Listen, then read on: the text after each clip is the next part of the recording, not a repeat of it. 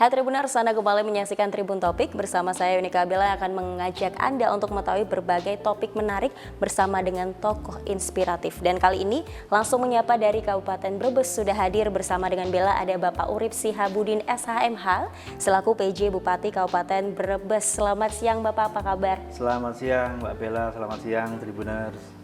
Sehat ya Pak ya? Alhamdulillah baik. Alhamdulillah baik, sehat. Begitupun juga Tribuners, for your information, kami semua yang sedang melakukan syuting pada hari ini sudah melakukan vaksin booster. That's mean dalam keadaan sehat dan aman terkendali. Begitupun juga dengan Pak Urip ya Pak ya, sudah vaksin booster lengkap.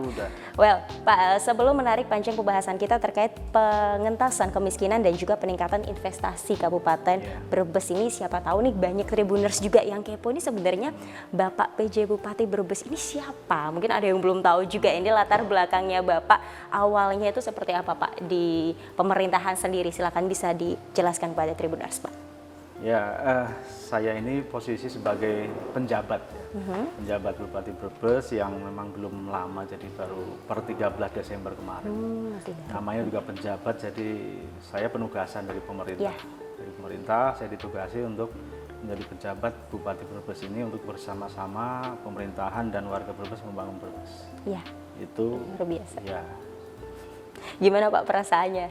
Selama mungkin kan masih baru Desember kemarin. Ya tentu baru, tetapi kan kebetulan saya asli Brebes. Jadi asli Brebes juga. Asli Brebes, sehingga pada saat saya ditugasi, saya memang mencoba untuk mendalami kembali permasalahan-permasalahan yang terkini. Kalau permasalahan yang dulu kan saya sedikit tahu, tapi permasalahan terkini saya coba dalami dan insya Allah sudah mulai kelihatan anatominya dan bersama-sama teman-teman di Pemda ini dan seluruh stakeholder untuk bersama-sama lari membangun Brebes untuk menjadi lebih baik. Kalau kami sebetulnya ingin tidak setara, lebih baik daripada kabupaten yang lain. Oh, wow. Pastinya tadi Bapak sempat sebut juga lari, berarti tidak boleh jalan di tempat ya Pak. Baik, kemudian Pak pastinya dengan stakeholder terkait tadi ada sinergi di balik itu semua. Kemudian Pak bicara terkait pengentasan kemiskinan sendiri, it's mean masuk dalam ranah ekonomi. Lantas kalau dari Bapak Urip sendiri nih menanggapi terkait percepatan pemulihan ekonomi yang mana ini juga menjadi fokus pemerintah juga. Ini bagaimana Pak kalau di Kabupaten Brebes? Jadi Brebes ini kan suatu kabupaten yang besar ya, wilayahnya, luasnya, dan kemudian juga penduduknya sangat besar. Penduduk yang besar ini potensi, wilayah yang besar ini potensi, dan tidak banyak kabupaten yang punya pantai, punya pegunungan, punya persawahan yang luar biasa luas. Dengan potensi itu kami tidak akan lari dari sumber daya yang memang kami miliki, dan sekarang dalam posisi memang kita akan realistis bahwa pertanian masih juga tetap maju, tetapi industri terus semakin cepatnya majunya. Dan itu realistis karena memang menjadi kabupaten yang sangat-sangat menarik untuk investasi. Banyak tentu alasan-alasan kenapa investor mau berinvestasi di Brebes ini, kenyamanan, keamanan, dan itu sudah kami pastikan bahwa aman, nyaman, dan juga ketersediaan sumber daya yang juga kami melimpah. SDM-nya pasti melimpah. Kemudian upahnya juga saya kira kompetitif. Saya kira ini menjadi daya tarik yang tersendiri. Itu menjadi titik balik kami saya kira untuk membangun Brebes ini dari sisi ekonomi.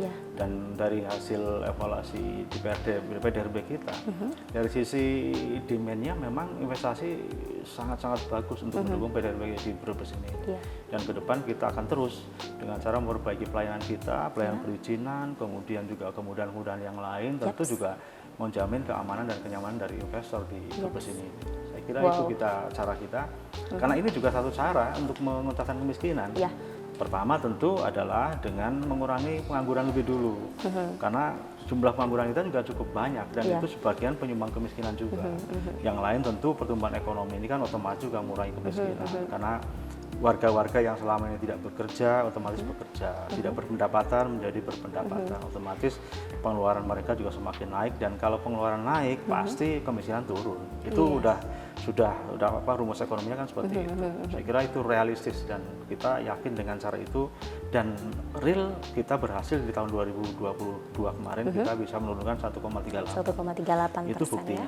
Wow, selamat ya Pak sebelumnya sudah beras ini terkait tadi investasi. Tapi kita mau bicara investasinya di belakang dulu karena nanti bila mau senggol-senggol dikit juga terkait bawang merah yang merupakan sentra terbesar juga nih di Indonesia dari Brebes sendiri nih Pak. Tadi bicara juga terkait ini ya Pak, angka kemiskinan sendiri di tahun 2019 sendiri yaitu sebesar 16,22%. Kemudian naik sayangnya di 2020 17,03% dan naik lagi di 2021 jadi 17,43%. Namun kabar baiknya tadi yang Bapak sebutkan juga ini di 2022 ini kemarin itu jadi 1,38%. Sekali lagi selamat ya. Kemudian ini dibalik keberhasilan ini Pak, apa yang sudah dilakukan pemerintah Kabupaten Brebes sendiri dalam pencapaian ini? Silakan. Pertama kalau lihat analisis dari series ya tahun ke tahun kemiskinan ini kan 19 itu belum pandemi. Ketika pandemi rata-rata memang kabupaten ada kenaikan jumlah kemiskinan ini dan itu kelihatan di 2020, 2021. 2022 kita mencoba untuk bangkit dan kemudian dengan struktur ekonomi yang sudah mulai kelihatan tadi investasi ternyata ini menjadi trigger yang luar biasa. Kemudian juga tentu yang terkait dengan strategi kita untuk mengatasinya ini juga harus fokus dan juga tepat sasaran. Maka yang tadi mendongkrak ekonomi ini sudah berjalan on the track, investasi juga terus naik. Yang kedua kaitan dengan strategi kita mengentaskannya itu dengan mengurangi beban pengeluaran, diantaranya seperti contohnya di bidang pendidikan kita ada beberapa intervensi yang disamping oleh pemerintah, kita juga ada dari kabupaten kaitan dengan anak sekolah itu, bantuan anak sekolah. Kemudian di bidang kesehatan kita juga ada yang kaitan dengan masalah penanganan angka kematian ibu, kemudian juga beban pengeluaran yang terkait dengan masalah-masalah yang stunting itu semuanya sebetulnya beban seperti tambahan pil darah itu, kemudian yang kedua untuk nutrisi itu bagian dari pengeluaran yang mereka ini kan itu berkurang. Berkurang itu otomatis bebannya berkurang pengeluaran. Dan akhirnya mereka otomatis pengeluaran untuk makanan yang dibutuhkan itu jauh lebih tinggi. Itu efektif. Nah yang kedua memang untuk meningkatkan pendapatan. Di antaranya tadi sebanyak mungkin warga yang tidak berpendapatan harus bekerja. Di antaranya dengan membuka lapangan kerja melalui bergeraknya industri itu lapangan pekerjaan melalui industri yang ada. Sampai saat ini kita sudah 200 industri besar yang melakukan itu. Itu sangat berperan mengurangi ini ya angka kemiskinan sendiri ya Pak. Oke, baik kemudian targetnya sendiri di 2023 nanti berapa persen Pak kira-kira? Kita sih ingin realistis saja sebetulnya. Kita di angka sekarang kan 16,05 kemarin. Berhasilan kita 13,38 itu 1,38 itu luar biasa. Kita tidak muluk-muluk. 1% satu runtuh udah bagus banget. Sudah bagus. Kemarin memang kita ada lonjakan dan ini turun 1%. Saya kira udah angka yang luar biasa. Syukur lebih dari itu penurunannya. Itu sudah cukup bagus ya untuk Jawa Tengah ini. Untuk Brebes ini. Untuk Brebes ya Pak. Oke, pastinya nanti juga bisa manifest atau menular ke daerah-daerah lain ya Pak yang ada di Jawa Tengah dan jadi contoh juga ya. Mungkin dari awalnya yang bisa dibilang kok angka kemiskinannya tinggi sekali, tapi ternyata dari sinergi yang dilakukan Kabupaten Brebes sendiri bisa turun begitu ya Pak. Oke, luar biasa Pak. Kemudian beralih dari angka kemiskinan, bila mau ajak Pak Urip discuss tentang bencana alam mungkin yang sedang terjadi akhir-akhir ini kita dengar terkait banjir. Kalau di Brebes sendiri ini kan banjir kemarin di Kecamatan Jatibarang, benar ya Pak? Itu kemudian bisa dijelaskan Pak akibat dan sebabnya seperti apa, ataukah ada sungai yang meluap atau seperti apa? Silahkan. Banjir yang terjadi di 2023 awal ini kemarin memang pertama curah hujan yang tinggi. Itu pasti itu hampir semua wilayah Jawa Tengah terjadi. Tapi itu juga dipengaruhi oleh pendangkalan sungai yang akibat dari juga aliran sungai yang mengandung endapan-endapan yang dari atas. Jadi dua hal itu kemudian berperan, dan yang ketiga lagi juga yang berperan adalah yang robnya, yang air laut juga naik. Jadi curah hujannya tinggi, kemudian aliran air yang dari atas itu, di atasnya ada sebagian gundul-gundul itu di arah pegunungan, kemudian robnya juga naik, masuk ke sungai, sungainya tidak mampu menampung, meluap. Ini sungainya juga nggak bisa ngalir karena ada rob yang naik. Jadi tiga komponen itu yang menyebabkan akhirnya beberapa wilayah kita banjir, tidak hanya di Jatibarang kemarin, juga di daerah-daerah yang robnya masuk tinggi seperti Losari Utara dan sebagainya. Nah yang Jatibarang ini sungai memang yang berperan, yaitu Sungai Cibiuk. Sungai Sebiuk yang itu juga meluap cukup besar. Ada yang tanggul jebol, ada satu sisi juga bagian beberapa desa itu yang karena luapannya sudah melebihi kapasitas dari sungai. Jadi ada beberapa desa yang terdampak dan kita sudah tangani itu pada saat darurat dan kini kita sedang mencoba penanganan dari sisi rehabilitasinya, terutama rumah dan tanggul. Oke, baik. Ya. Untuk rehabilitasi atau mungkin lebih tepatnya cara penanganannya ini, apakah nantinya akan dibangun talut atau untuk supaya tidak meluap kembali, Pak? Iya. Bagaimana? Jadi penyebab kemarin kan dua. Pertama adalah tanggulnya ada yang jebol. Yang kedua ada luapan sungai yang masuk ke perkampungan karena memang tanggul yang ada itu kurang tinggi. Maka kemarin arahan Pak Gub itu lakukan dua hal. Pertama adalah tanggul yang jebol segera perbaiki agar tidak terjadi lagi banjir. Yang kedua, yang tanggulnya kurang tinggi segera tinggikan. Itu menurut saya dua hal yang memang sangat bisa cepat kita tangani. Tapi yang jangka panjangnya kita juga harus merehabilitasi sisi atasnya.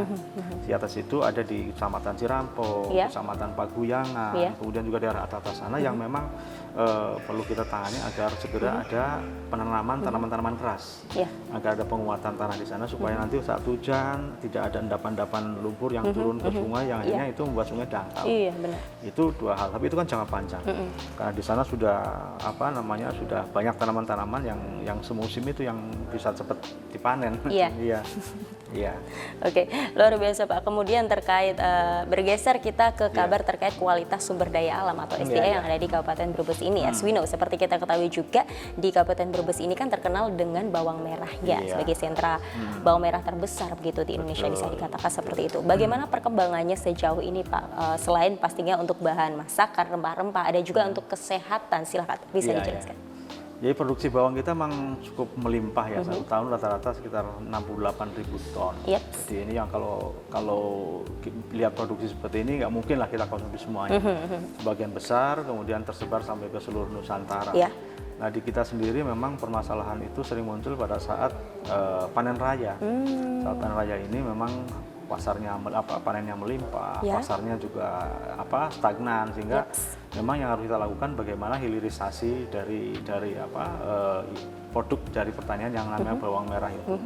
Ada banyak yang sudah dikembangkan seperti menjadi bawang goreng, kemudian bawang pasta atau mungkin yang lain-lain. Yang mungkin perlu dikembangkan kembali yang memang sangat menarik yang sudah terbukti merupakan resep leluhur itu untuk sebetulnya saya itu mikir untuk jadikan minyak gitu.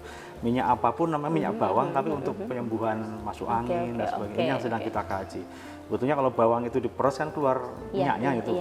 Minyaknya itulah yang mungkin selama ini kan kita sering dipakai itu. Kalau bayi masuk angin ditambah itu sama minyak sayur, bawang diiris-iris itu kan cukup manjur. Herbal itu ya, menginspirasi Pak, kami untuk ini bisa kemudian sisanya ini ampasnya itu dijadikan crispy juga bisa. Crispy ini yang sedang kita kembangkan. Mudah-mudahan dengan hilirisasi ini kita lebih banyak nilai dari bawang itu tidak hanya pada saat panen, karena kalau begitu panen raya produksinya biayanya 15.000 per kilogram, bisa turun dari itu biaya harga jualnya. Jadi ini yang terjadi dengan petani kita, terutama petani bawang di Brebes ini. Ini yang kita lakukan agar petani kita semakin makmur, semakin sejahtera. Pastinya bawang merah itu juga multifungsi ya Pak. Betul. Pastinya juga Pak, tidak hanya SDA-nya atau bawang merahnya, tapi SDM-nya pun juga kreatif yang ada di Kabupaten Brebes sendiri. Untuk UMKM-nya sendiri bagaimana Pak? Penduduk kita kan sampai 2 juta ini, 2 juta, dan penduduk yang produktif itu sangat melimpah sebetulnya, sangat melimpah. Bahkan kalau bicara mungkin demografi kita ya, soal demografi kita ini usia produktifnya sebetulnya kita bisa berdayakan untuk pengembangan sumber daya alam yang lainnya yang ada di kita ini. Nah kita memang mencoba untuk memetakan semua permasalahan yang sumber daya manusia ini, karena rata-rata lama sekolah kita sangat rendah, hanya 6,3. Artinya anak-anak kita hanya sekolah 6 tahun, tidak sampai lulus SMP bahkan. Ya, kita sedang petakan itu. Ada yang memang putus sekolah, ada yang tidak sekolah, ada juga yang mungkin juga tidak mau sekolah dan berbagai macam penyebab. Kita sedang petakan itu. Minimal ya kita kalau Jawa Tengah ini 7,2, ya kita akan mengejar minimal di angka 7 lebih itu. Lagi-lagi kami tidak akan setara, tapi kami ingin lebih baik dari angka-angka yang saya sebutkan tadi itu. Ya dengan cara memang tadi kita ada gerakan namanya program kembali sekolah. Program kembali sekolah. Itu kemudian, sejak tahun berapa? Iya, sejak tahun 2018 kita sudah 2018 mulai. Sudah lama sekali itu, dan anak dewasa yang tidak sekolah pun kita minta untuk sekolah dengan kejar paket dan sebagainya. Jadi anak tidak sekolah, dewasa tidak sekolah dan anak putus sekolah kita gerakkan agar kembali ke sekolah.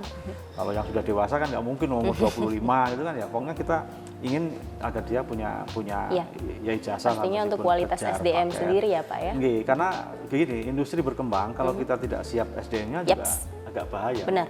Bahaya. Itu kondisinya. Oke, luar biasa Pak. Kemudian untuk tadi juga kita bicara terkait percepatan pemulihan ekonomi sudah. Kemudian penanggulangan bencana pun juga sudah. SDA unggulannya bawang merah pun juga sudah. Kemudian untuk investasinya sendiri yang Bapak sebutkan tadi, banyak sekali pastinya investor yang mau datang ke Kabupaten Brebes. Apa daya tariknya tersendiri nih yang ada di Kabupaten Brebes sehingga membuat investor-investor datang ke sini Pak? Kalau cerita-cerita investor itu memang pertama yang paling menarik memang upah ya, kompetitif. Tetapi bagi yang pernah merasakan di sini tidak hanya upah, keamanan juga kami jamin, kenyamanan juga kami jamin. Kemudian yang pasti bahwa jalur distribusi juga sangat mendukung karena kita ada dilewati, ada laut ada, rel kereta ada, tol ada, semuanya ada.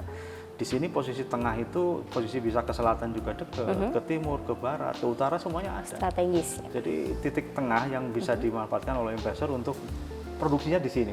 Nah, menyebarnya silakan ke seantero jagat, tapi produksinya di Brebes, dan itu diakui betul oleh investor.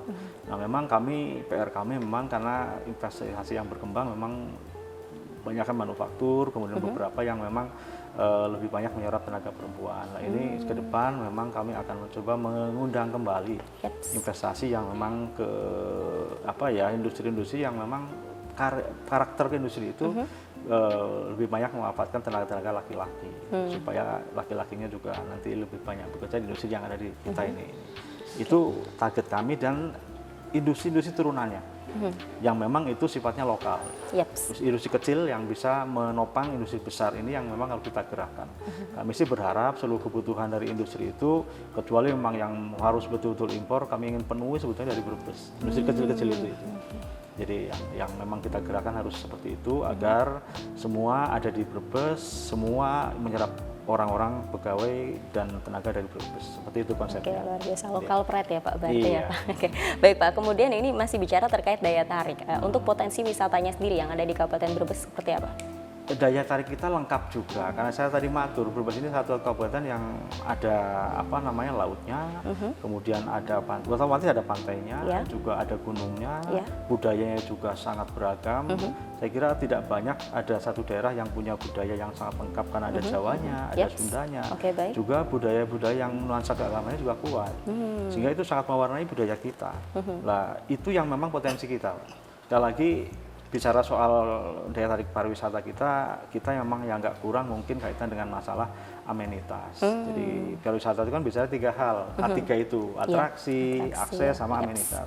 Amenitas kita sangat terbatas karena memang sekali lagi terkait dengan masalah penginapan, masalah restoran kita masih cukup terbatas. Ini fokus kami untuk menyiapkan itu. Karena daya tarik sebaik apapun kalau itunya kurang ya nggak menarik. Nanti nginep di mana, kalau makan mau di mana, itu yang kekurangan kita. Itu yang PR saya ke depan, ini yang sedang kami benahi. Itu ya. Kira-kira PR yang tadi Bapak sebutkan untuk akomodasi, kemudian restoran, penginapan dan sebagainya itu akan terrealisasi kapan? Ataukah mungkin sudah dibicarakan dengan para stakeholder terkait? Kami sudah undang industri, pasti investor investor sudah kami undang untuk investasi tidak hanya bidang industri, di bidang amenitas juga sangat menarik. Penting ya Pak? Iya, karena memang yang pemilik industri yang 200 itu kan juga sebagian kan tidak asli Brebes. Artinya yang mungkin soal penginapan yang misalnya dari pemilik, kemudian yang kedua kalau ada perjamuan-perjamuan itu sebetulnya restoran-restoran kita juga harus siapkan ya. Kita bergeraknya ke sana. Tidak bisa lari dari sana karena sekali lagi industri terus berkembang dan kami juga sudah menerima beberapa investor calon yang memang berminat untuk investasi di Brebes ini. Dalam waktu dekat insya Allah bisa kita realisasikan lah. seperti itu gambarannya. Oke. Semangat selalu Pak untuk investasi, kemudian daya tarik yang semakin luar biasa di Brebes ini sehingga mengundang para investor-investor tidak hanya untuk industri tetapi lebih ke akomodasi tadi ya Pak, kemudian restoran dan sebagainya macamnya. Pak, kemudian untuk 2024 mendatang, as we know ini kan nantinya ada pesta demokrasi, lebih tepatnya di Rabu 14 Februari 2024 mendatang yaitu pemilu. Lantas bagaimana animo masyarakat di Kabupaten Brebes sendiri terkait pemilu nanti? Apakah dari mungkin Bawaslu kemudian dari KPU di Brebes sendiri ini apakah sudah ada publikasi dan sebagainya macamnya? Ya, kami kalau pertemuan sudah beberapa kali ya dengan penyelenggara pemilu. Kami pemerintah ini kan memastikan bahwa pemilu itu harus berjalan dengan lancar, tertib, aman dan tentu partisipasi kita setinggi mungkin. Yang bisa dilakukan oleh pemerintah kabupaten adalah memfasilitasi, tentu membantu dari sisi anggarannya, kemudian dari sisi publikasinya dan sebagainya. Tentu juga yang penting pemberdayaan masyarakat agar pada saatnya nanti ada pemilu mereka bisa berbondong-bondong menggunakan hak pilihnya. Itu salah satu tugas kami agar pemilu ini sukses. Kalau pemilihnya tidak antusias, kemudian tidak menggunakan hak pilihnya kan juga kurang sukses untuk ukuran kami. Saya kira itu. Oke, kemudian Pak, dari Bapak pribadi sendiri, harapan kedepannya untuk Kabupaten Brebes dan pesan apa yang ingin Bapak sampaikan untuk para masyarakat di Kabupaten Brebes sendiri? Ya, tentu Brebes ini satu kabupaten yang sangat besar, sumber dayanya juga banyak dan besar, warganya juga sangat banyak dan besar, semua itu potensi. Maka kebersamaan di antara pemerintah, stakeholder dan masyarakat dan warga Brebes saya kira itu wajib hukumnya. Karena kita ingin bahwa ini hasil kerja keras bersama-sama dan yang menikmati juga kita bersama-sama. Insya Allah Brebes bisa. Dengan cara itu kita bisa lebih baik, saya kira itu. Oke, kemudian Pak, di tengah keterbukaan informasi era digitalisasi ini, baik secara vertikal maupun horizontal, bagaimana kemudian Bapak menanggapi para masyarakat yang mungkin banyak menyebarkan berita-berita hoax mungkin terkait Brebes sendiri ini, tanggapannya seperti apa Pak? Ya, kita akan bicara tentu terkait dengan masalah fakta ya, faktanya. Jadi cerita-cerita tentang Brebes misalnya yang di sana apa-apa nggak ada dan sebagainya itu memang dengan bukti dengan bukti cerita tentang ngapain ke Brebes kita punya semuanya di sini. Kalau soal kualitas memang kita harus perbaiki, tapi kita sudah punya semuanya di sini. Kaitan dengan masalah misalnya tadi yang saya sebutkan adalah soal amenitas dan sebagainya itu sekali lagi sudah ada, tetapi tujuan kita adalah meningkatkan kualitas dari amenitas yang tadi penginapan, restoran dan sebagainya. Nah, hoax ini memang harus kita luruskan dengan bukti dan rencana. Mungkin itu yang paling penting karena kita tidak mungkin meng-cut hoax itu hanya dengan kata-kata oh enggak. Tapi enggaknya yang seperti apa itu mungkin penting untuk kita luruskan, saya kira itu. Oke, pastinya kan banyak juga orang yang mengambil berita itu hanya framing atau hanya sebingkai saja begitu ya, tapi tidak melihat di dalamnya banyak sekali hal-hal baik yang sudah dilakukan dari pemerintahan Kabupaten Brebes sendiri begitu ya Pak ya? Iya, kita sekali lagi bagi orang yang belum tahu tentang Brebes saya kira mungkin kelihatan kulitnya saja ya. Yang tahunya di sana ada banjir dan sebagainya. Tapi sekali lagi banjir ada hanya di titik tertentu saja yang saya ceritakan tadi, tapi yang lainnya aman. Lainnya tetap aman. Iya, dan kita menangannya serius, Yang lain-lain saya kira kita semuanya insya Allah baik-baik saja dan kita siap untuk menjadi bagian dari daerah-daerah yang sudah maju dan bahkan kita ingin mengungguli. Iya, pastinya tidak hanya setara, tapi lebih baik yang Bapak katakan di awal, pertengahan dan akhir tadi ya Pak. Oke, baik Pak, terima kasih sekali lagi Pak. Last but not least pastinya 3 kata untuk Kabupaten Brebes, silakan Pak. Madani, maju dan sejahtera. Madani, maju dan sejahtera, yang artinya? Yang artinya sistem sosialnya guyup, rukun dengan sistem moral yang baik, kemudian maju itu dalam artian bahwa semua infrastrukturnya baik, rakyatnya harus sejahtera, tidak boleh ada yang tidak makan, harus makan, dan semuanya sejahtera. Oke, makmur semuanya ya Pak ya untuk SDA dan juga SDM di Kabupaten Brebes juga. Sekali lagi kita mau announce bareng Pak untuk 3 kata tadi. Siapa ya? Saya hitung dari 1, 2, 3. Kabupaten Brebes, Madani, maju dan sejahtera. Sekali lagi terima kasih ya Pak Urip untuk waktunya bisa rawuh di program Tribun Topik ini, dan saya selalu program-program kedepannya juga lancar sebagai PJ Bupati Kabupaten Brebes, para stakeholder terkait juga, para jajarannya juga Pak untuk Kabupaten Brebes. Sekali lagi semangat Pak, terima kasih, sehat selalu. Amin. Assalamualaikum warahmatullahi wabarakatuh Bapak. Waalaikumsalam warahmatullahi wabarakatuh. Oke, baik Tribuners, jadi bisa diambil juga kesimpulan bahwasanya di Brebes ini bawang merah memang menjadi pelopor sebagai daya tarik para investor. Oke, sekali lagi terima kasih untuk Tribuners yang sudah menyaksikan Tribun Topik pada hari ini. Saksikan terus Tribun Topik only on channel YouTube Tribun Jateng. Don't forget to subscribe, like, comment, and share this video, and then turn on your notification bell to find out more all about Tribun Jateng. Saya Unika Bella, mewakili segenap kru yang bertugas bersama dengan Pak Urip. Pamit undur diri. Terima kasih sekali lagi Bapak. Salam Tribun.